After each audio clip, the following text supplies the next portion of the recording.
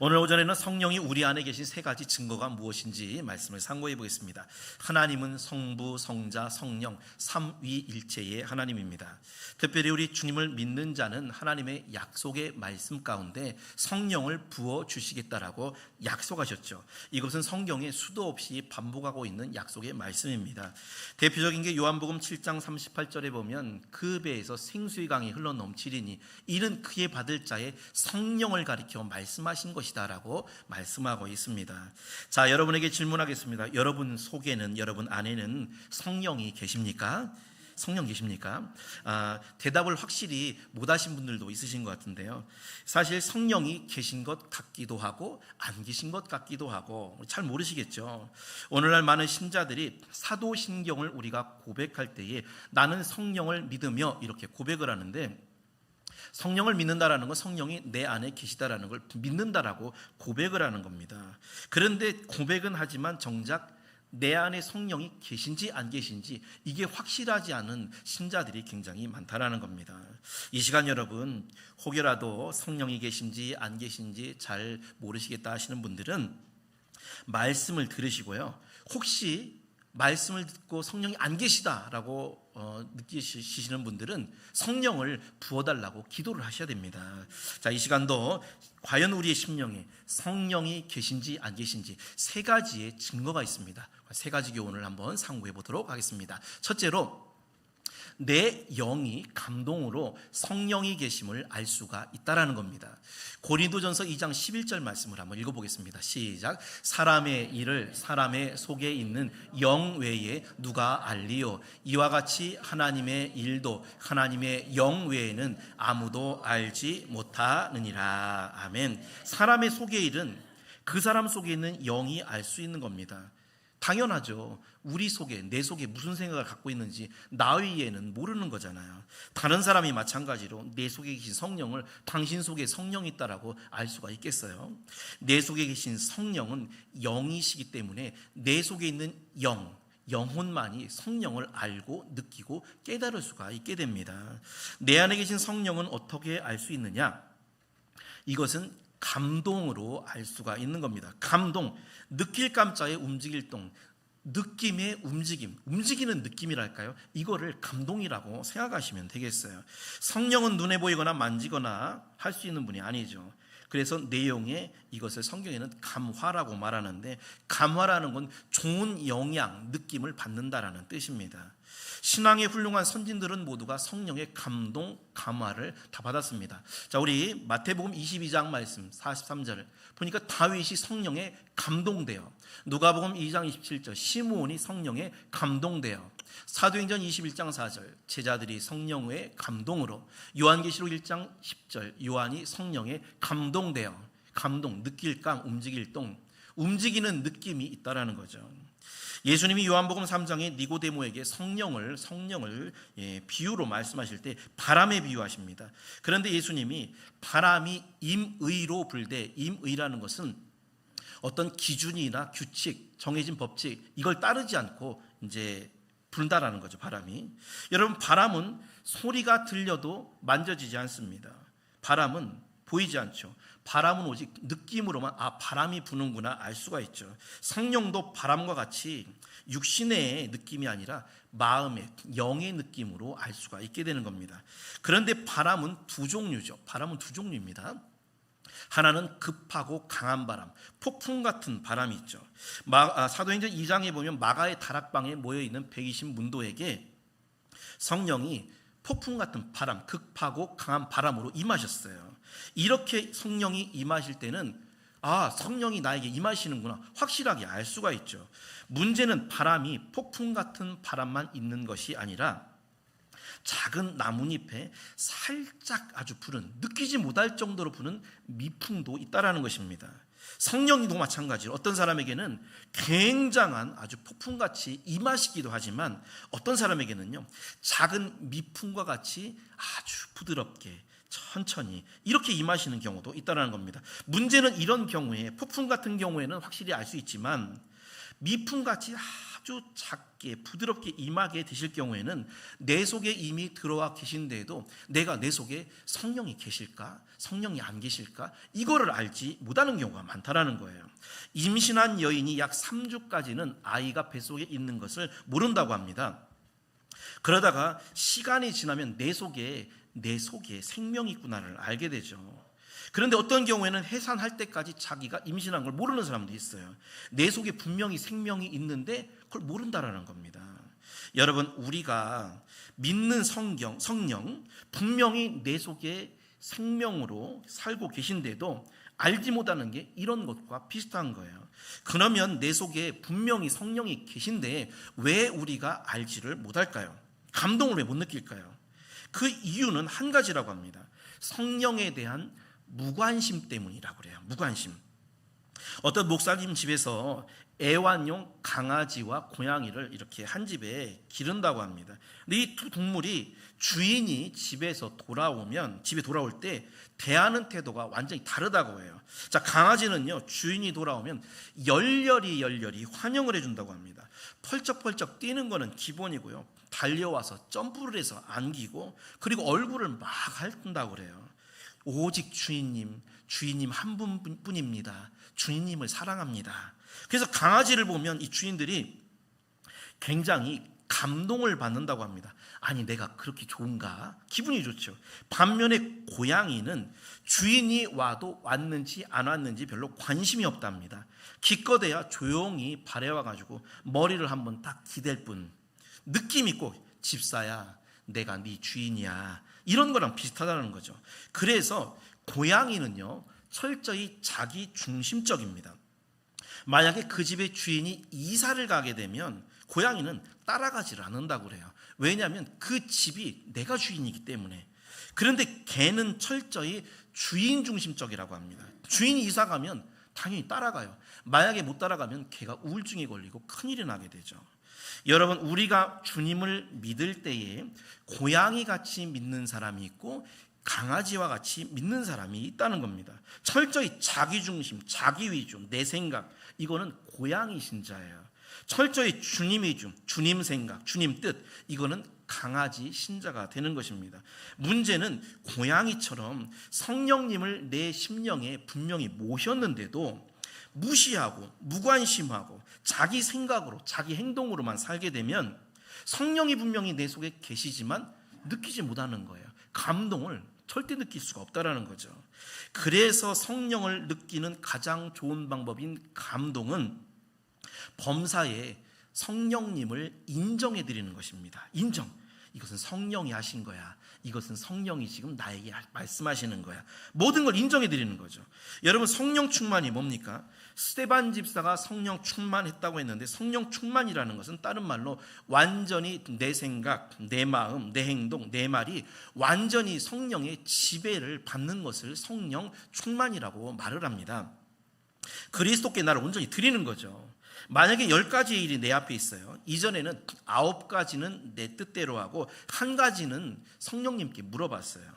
그런데 이제 성령이 지배를 받고 성령 충만하게 되면 9가지 중에 10가지는 하나님께 물어보고 1가지만 내 뜻대로 합니다. 그런데 시간이 지나면 이 1가지도 성령님께 물어봐서 10가지 모두의 일을 하나님께 물어보는, 이게 바로 성령 충만이다라는 거죠. 이 시간 여러분 마음에 한번 성령님께 물어보십시오. 성령님, 내 안에 계시죠? 느낌이 여러분 있습니까? 성령님, 내 안에 계시죠? 느낌이 있습니까? 오늘 집에 가셔서 조용히 잠자기 전에 이 가슴 부분이 성령의 울림판이잖아요. 가슴에 손을 얹고 꼭 한번 조용할 때 물어보십시오. 성령님, 내 안에 계시죠? 그러면 분명히 내 속에 계신 성령이 감동으로서 여러분에게 느낌을 주실 것이다 라는 겁니다. 우리 성도님들, 성령이 우리 안에 계신 것을 알 수 있는 첫 번째 방법, 내 속에 계신 내 영혼, 영이잖아요. 이 영이 성령을 감동으로 느끼게 되는, 이것이 바로 첫 번째 성령이 계신 증거다라는 걸 믿으시기를 주님의 이름으로 축원합니다. 두 번째, 성령이 내 안에 계신 것을 우리가 어떻게 알 수 있겠습니까? 십자가의 예수님과 그분의 말씀이 믿어지면 내 안에 성령이 계신 증거가 됩니다. 고린도전서 12장 3절 말씀을 한번 읽어보겠습니다. 시작. 그러므로 내가 너희에게 알리노니 하나님의 영으로 말하는 자는 누구든지 예수를 저주할 자라 하지 아니하고 또 성령으로 아니하고는 누구든지 예수를 주시라 할 수 없느니라. 아멘. 자, 여러분들은요, 예수님을 주님이라고 부르시나요? 주님이라고 고백하시나요? 주님이라고 부른다라는 것은 성령께서 하시는 일이라는 거예요. 성령으로 아니하고는 누구든지 예수를 주님이라고 할 수가 없다라는 거죠. 그래서 우리가 성령께서 역사하시는 증거, 예수님을 내가 주님이라고 부르면 성령이 내 안에 계신 거다라는 겁니다. 우리가 보통 성령의 사역을 하면 대단한 권능, 기적, 은사에 집중하기가 쉬운데 물론 그것도 성령의 사역은 맞아요. 그런데 그것보다 더 중요한 성령의 사역이 뭐냐면 믿어지게 해주시는 겁니다. 믿어지게 해주는 거. 그것은 십자가에 예수님이 믿어지고 예수님의 말씀이 하나님의 말씀으로 믿어지시면 그건 성령이 하시는 거예요. 그리고 성령이 계신 증거가 된다라는 것입니다. 여러분, 사람이 눈에 보이는 앞에 있는 사람 믿기 어렵잖아요. 그런데 눈에 보이지 않는 하나님을 믿는 것, 믿어져요. 이건 정말 대단한 겁니다. 아니 2000년 전에 십자가에 죽으신 예수님이 몇 년 전도 아니고 2000년 전에 예수님이 나를 위해 죽으셨다라는 것, 이게 믿어진다라는 게 이게 얼마나 대단한 거냐라는 거죠. 믿는 거는 여러분 절대 쉬운 게 아닙니다. 베드로전서 1장 우리 8절에서 9절 말씀 한번 읽어보겠습니다. 시작. 예수를 너희가 보지 못하였으나 사랑하는도다. 이제도 보지 못하나 믿고 말할 수 없는 영광스러운 즐거움으로 기뻐하니 믿음의 결국 곧 영혼의 구원을 받음이라. 아멘. 여러분, 우리가 2000년 전에 예수님이 나를 위해 십자가에 죽으신 거 못 봤잖아요. 그런데 보지 못했지만 내가 믿어진다라는 게 얼마나 큰 축복이냐라는 겁니다. 그런데 이게 믿어지는 게 내 힘으로 믿는 것이냐? 아니다라는 거예요. 우리 속에 내주하시는 성령님이 역사하셔서 내가 믿어지게 해주셨다라는 거죠. 그래서 우리 믿는 우리를요 신자라고 그래요. 신자, 믿을 신자 써서 믿는 자. 이것은 믿고 있다라는 것. 그리고 믿는 신자라는 말 속에는 그 안에는 성령이 계시다라는 뜻도 포함이 되는 것입니다. 성경을 아무리 많이 읽는다고 해도 안 믿어지는 사람은 절대 믿지를 못하게 됩니다. 이거는요 서울대를 나와도 아무리 똑똑하고 지혜가 있어도 믿어지지 않는 건 어쩔 수가 없는 거예요. 그러면 어떤 사람은 첫 번째 말씀을 들을 때부터 믿어지는데 그럼 그 이유는 무엇일까요? 그것은 성령께서 역사하셔서 그 사람이 믿어지게 하시기 때문에 믿어지는 것입니다. 한 예로 옛날 길선주 목사님, 평양 대부흥의 주역이신 길선주 목사님은 원래 주역, 그러니까 점쟁이였죠.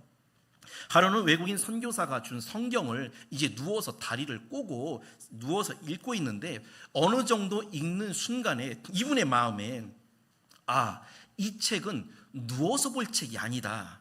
그래서 이분이 앉아서 보게 돼요. 그런데 이 책은 또 읽다 보니까 앉아서 볼 책이 아니다. 그래서 이제 무릎을 꿇고 보게 됩니다. 이분이 성경을 처음부터 끝까지 읽을 때 항상 성경 읽을 때는 무릎을 꿇고 보셨다고 그래요. 성령이 처음부터 역사하셨기 때문에 믿어지게 된 거다라는 겁니다. 그런데 안타깝지만 성령이 역사하지 않으시면 믿으려고 노력을 하고 몸부림을 쳐도 믿어지지 않게 됩니다. 이게 안타까운 거죠. 제가 이전 교회에 사역할 때 40대 중반에 남자분이 한 분 계셨어요. 서울 명문대학교를 이제 나오셨고 똑똑하고 철학적이고 굉장히 사색적인, 그러니까 생각이 많고 깊은 그런 분이었어요. 제가 몇 년째 그분에게 복음을 이제 전하고 구원을 받게 하려고 굉장히 공을 많이 들였던 그런 분이었습니다. 하루는 자기가 먼저 교회를 찾아와서 목사님, 우리 가족들이 다 예수님을 믿는데 저도 믿고 싶습니다. 그래서 좀 쉬운 기독교 교리에 관한 책이 있으면 좀 달라고 그렇게 얘기를 하는 거예요. 제가 너무 기쁜 마음으로 비교적 쉬운 내용이 있는 기독교 교리 기본서적 7권을 사가지고 선물로 줬습니다. 그런데 얼마 후에 또 찾아왔는데 7권 책을 다시 가져온 거예요. 책을 돌려드리려 왔대요. 제가 가지시라고 선물로 준 거다라고 하니까 아니라는 거예요. 그래서 제가 책은 다 읽어보셨나요? 예, 다 읽어봤습니다. 그런데 목사님, 솔직히 이 책을 다 읽었어도 저는 안 믿어집니다. 제가 성경 전체를 다 읽었는데 저는 안 믿어집니다. 그리고서 돌아간 집으로 간 그런 사람이 있었어요. 제가 그때 깨달은 것이, 믿음이라는 것은 사람의 힘으로 믿어지는 것이 아니구나. 성령이 그 사람에게 역사를 해서 믿어지게 해야만 믿을 수가 있구나. 고로 여러분, 십자가의 예수님이 믿어지고 하나님의 말씀이 하나님의 말씀으로 믿어진다라는 것은 적어도 내 속에 성령이 계시고 그 성령이 믿어지게 해주시는 증거다라고 할 수가 있다라는 것입니다. 우리 한번 말씀을 읽어보겠습니다. 사도행전 13장 48절 말씀 읽어보겠습니다. 시작. 이방인들이 듣고 기뻐하여 하나님의 말씀을 찬송하며 영생을 주시기로 작정된 자는 다 믿더라. 아멘. 믿는데 작정된 자, 하나님이 작정을 하시는 거죠. 너는 믿어, 너는 믿어. 이렇게 작정된 자가 다 믿는 거예요. 그래서 여러분, 우리가 하나님께서 우리를 구원하시려고 우리를 선택하시고 믿게 하셨기 때문에 우리가 믿음을 갖게 됐다는 것입니다. 다행인 거는 정말 우리가 하나님 믿어지는 거잖아요. 그리고 하나님의 말씀인 성경도 믿어집니다. 이게 우리의 힘과 노력으로 믿어지는 건가요? 여러분 생각해 보십시오. 어떻게 우주가 굉장히 큰데 우주보다 더 크신 하나님이 작은 사람이 되어서 이 땅에 오셔서 우리를 구원해 주셨냐라는 거죠. 이게 믿어집니까? 어떻게 처녀가 남자도 알지 못하는데 임신을 하고요, 어떻게 물이 포도주가 되었고 어떻게 죽은 사람이 3일 만에 부활을 할 수가 있냐라는 거죠. 인간적인 생각으로는 정말 이해가 되지 않고 안 믿어집니다. 그런데 이런 것들은 성령이 믿어지게 하실 때에만 믿게 된다는 거예요. 믿는 거죠. 그래서 믿어지는 자체가 여러분이 믿어진다면 이것은 이미 내 속에 성령이 계시다라는 증거가 된다는 걸 믿으시기를 축원합니다. 반대로 신천지에 이만희가 믿어져요. JMS의 정명석이 내가 믿어진다면 큰일 나는 거죠. 이것은 사람의 힘으로 믿는 게 아닙니다. 이것은 반대로 악령이 그 사람에게 역사를 해서 악령이 믿게 해주는 거예요. 고로 나에게 급하고 강한 바람 같은 성령의 체험이 나는 없어서 내 속에 과연 하나님이 성령이 계신가 안 계신가 이렇게 의심이 될 수 있지만, 내가 예수님을 내 주님으로 고백할 수 있고, 그리고 십자가의 주님이 나를 위해 나의 모든 죄를 용서해 주셨다는 것을 믿어지고, 그리고 하나님의 말씀이 하나님의 말씀으로 믿어진다면 그것이야말로 성령이 우리 속에 계신 가장 강력한 증거가 됨을 믿으시기를 주님의 이름으로 축원합니다. 세 번째, 마지막으로 조금 더 확실한 증거가 있습니다. 내 속에 성령의 열매가 있다면 성령이 계신 증거입니다. 갈라디아서 5장 22절 23절을 한번 읽어보겠습니다. 시작. 오직 성령의 열매는 사랑과 희락과 화평과 오래 참음과 자비와 양선과 충성과 온유와 절제니 이 같은 것을 금지할 법이 없느니라. 아멘. 예수님께서는 마태복음 7장 20절에 그들의 열매로 그들을 알리라 라고 그랬습니다. 열매를 가지고 판단을 하신다라는 거예요. 자, 성령이 여러분 우리 속에 계시다면 분명히 성령은 열매를 맺게 해주시는 분이시기 때문에 성령의 열매가 있게 됩니다. 먼저는 사랑의 열매, 사랑. 미워하는 마음이 사랑으로 바뀌게 되고요. 희락, 늘 마음에 기쁨이 있게 되고요. 얼굴이 밝게 되죠. 화평, 사람들과 싸우고 갈등하던 내가 화목하게 되고요. 오래 참고, 또 자비하고, 자비는 너그러운 것이죠. 양선, 착한 일을 자꾸 하고 싶어 하게 돼요.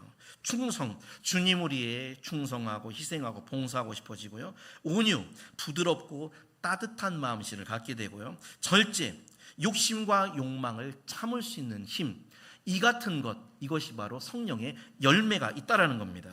물론 이제 문제는 성령이 우리 속에 들어오시자마자 하루아침에 다음날 이런 9가지 열매가 맺어지냐? 그렇지는 않아요.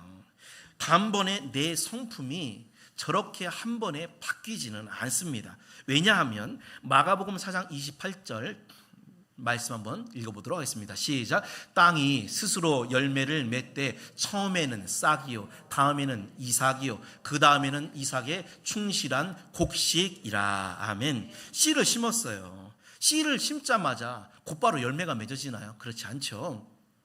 성령이 우리에게 오셔서 씨를 심으시면 그 다음에는 이삭처럼 자라게 되고 그 다음에는 이삭의 곡식이 맺어지게 된다는 겁니다. 작은 열매가 시간이 지나면 크게 익어지듯이 성령을 모신 신자도 처음부터 큰 열매가 아니라 점점점 열매가 맺어지고 변화된다는 거죠. 사실 여러분, 그래서 내가 예수님을 믿고 조금이라도 변화가 됐다, 이것은 우리 속에 성령이 있다는 증거가 된다는 거예요. 소설가 허밍웨이라는 사람이 한 말이 있습니다.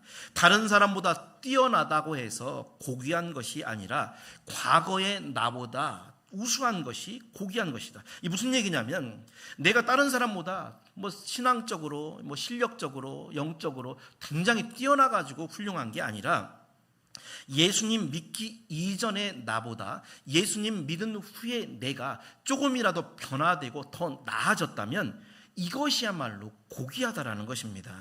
고귀한 거죠. 여러분은 하나님을 믿은 후에, 우리의 믿음을 가진 후에 여러분 이전보다 이후가 더 나아졌습니까? 더 변화됐습니까? 그러면 그것은 내가 한 게 아니에요. 성령이 내 속에서 역사하셔서 나를 그렇게 만들어 가고 계시는 증거다라는 것입니다. 사람이 변화라는 건, 여러분, 사람이 변화되는 거 절대 사람의 힘으로 되는 것이 아닙니다. 서울의 어떤 목사님네 교회에 성도님이 있었대요. 이분이 고등학교 때 늘 자주 말하기를, 나는 나중에 결혼하면 절대로 내 색시랑 싸우지 않을 거야. 친구들에게, 야, 나는 결혼하면 절대 부부싸움 안 할 거다. 그 친구들이 막 웃으면서 놀리기도 많이 했다라는 겁니다. 나중에 결혼을 해서 신혼여행을 갔는데 택시를 타고 운전기사님에게, 또 기사님, 저희는 절대 안 싸우고 살 겁니다. 운전기사가 차를 탁 멈추고, 당신같이 훌륭한 사람은 처음 본다고 악수 좀 하자고 그러면서 택시비를 공짜로 해줄 정도로, 그 정도였대요. 그런데 정말 결혼하고 15개월 동안, 1년 3개월이죠. 15개월 동안 한 번도 싸운 적이 없었다고 합니다. 이 남자분은요, 한 번도 소리를 지르지 않고 화를 안 내었는데, 이 부인 되시는 분은 좀 화가 있었던 모양이에요. 결혼하고 나서 얼마 안 돼서 그렇게 남편에게 소리를 지르고 화를 내더라는 겁니다. 그래도 이 남자분은 화를 내지 않고 도리어, 아니 왜 그렇게 화를 내고 그래요? 차근차근 이야기하면 내가 다 설명해 줄게요. 이렇게 아내가 화를 내도 이렇게 대답하고 싸우질 않으니까 싸울 일이 없는 거죠. 자, 그런데 15개월 되던 때 아내가 소리를 지르며 화를 내는데 갑자기 자기도 화가 나기 시작하더랍니다. 그때부터 이분의 표현으로는 자기의 심령에 화의 문이 활짝 열렸대요. 화의 문이 열려버렸대요. 화, 우리 한번 화면 한번 볼까요? 화내다. 화는 불화자입니다. 불화자. 몹시 노하여 화증을 내다. 이 증자가 병증자죠. 우리가 이제 화를 낼 수도 있겠지만 항상 화가 나 있고 항상 화를 내는 분들이 있어요. 이런 분들은 화증입니다. 화의 병을 가지고 있는 거예요. 병. 우리 다음 화면 보겠습니다. 이 화는요, 불화기 때문에 우리가 화를 내잖아요. 그러면 이 화는 화염방사기에서 불 내는 거랑 똑같은 거예요.